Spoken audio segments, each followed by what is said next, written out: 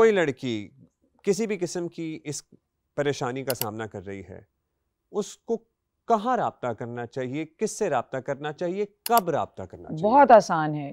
पहली बात तो ये है कि मैं इनकरेज करूँगी लोगों को कि अगर आपको कोई चीज़ बुरी लग रही है तो ज़रूर उसको कह दें जिसकी बात बुरी लग रही है। देखिए वो माशरे का भी इसमें होता है, कुछ माशरों में इतना पास खड़ा होना जो है वो मायूब समझा जाता है और कुछ माशरों में नहीं समझा जाता।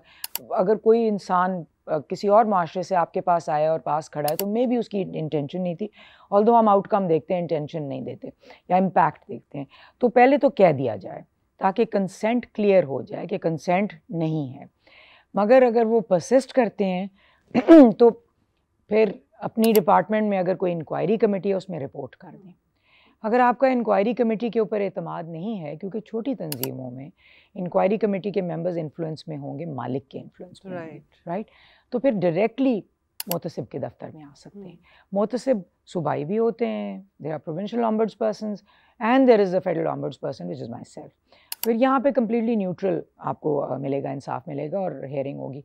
बहुत आसान है, हेल्पलाइन है 10344 367 367, उस पर कॉल कर दें। मगर उसके बाद फिर बुलाया जाएगा ताकि आप तफसीली अपनी कंप्लेंट दे सकें।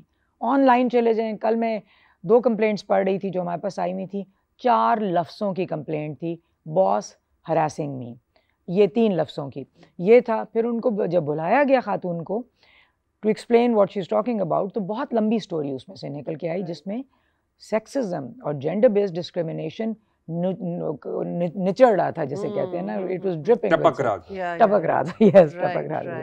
तो वो नज़र आया। तो लोगों को नहीं पता होता कहीं थे, बट पहली मौके पे जो 3 लफ्ज़ थे हमारे लिए काफ़ी